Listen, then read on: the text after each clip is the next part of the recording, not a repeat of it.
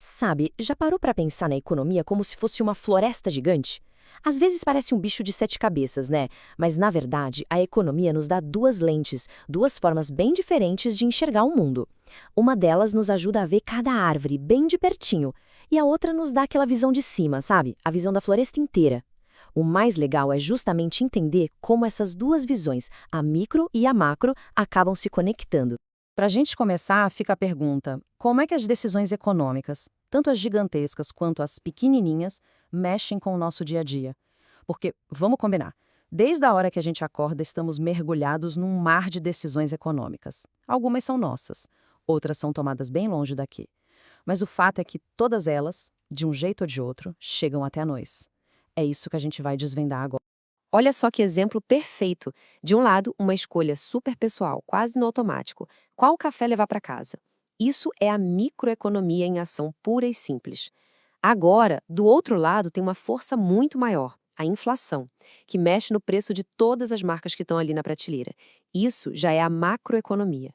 É a mesma xícara de café, mas vista por duas lentes completamente diferentes. Então, vamos começar com um zoom. Vamos pegar a nossa primeira lente, a da microeconomia, e dar uma olhada bem de perto nas árvores da nossa floresta econômica. Bom, traduzindo isso, a microeconomia foca nas peças individuais do quebra-cabeça. Pessoas, famílias, empresas. Ela quer entender o porquê por trás das nossas escolhas do dia a dia, sabe? Por que compramos A e não B, especialmente quando o dinheiro é curto. E aqui a gente vê o que realmente move a economia no detalhe.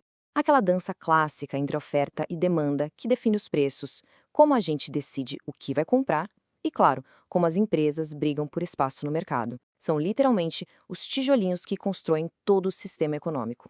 Então, que tipo de pergunta a microeconomia responde? Essa aqui é clássica.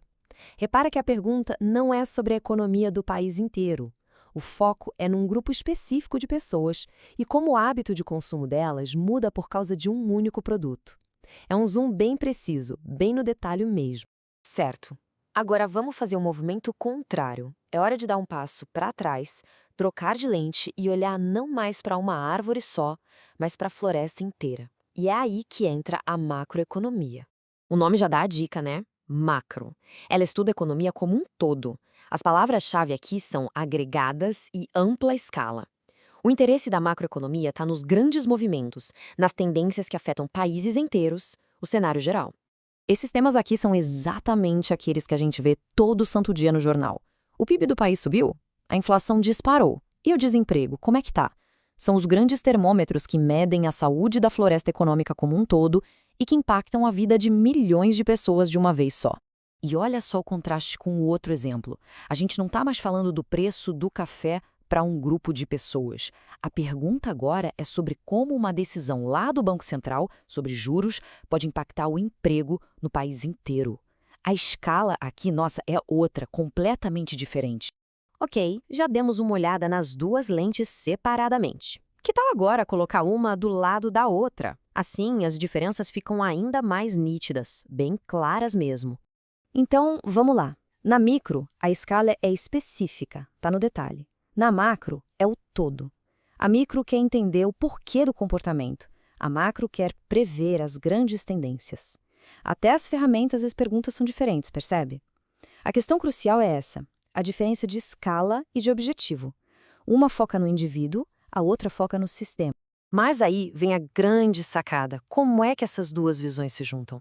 Porque micro e macro não são inimigas. Muito pelo contrário, elas são, na verdade, duas partes que se completam para a gente entender a mesma realidade.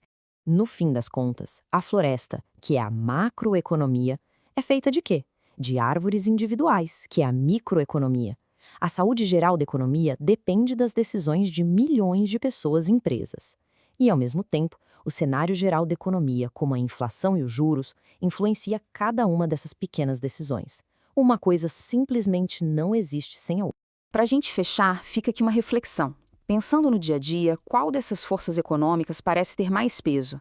São as escolhas que a gente faz no supermercado, as decisões da empresa onde se trabalha, ou são as grandes forças, tipo a inflação, as políticas do governo? Entender essa dança entre o micro e o macro, bom, esse é o primeiro grande passo para a gente decifrar o mundo econômico em que vivemos.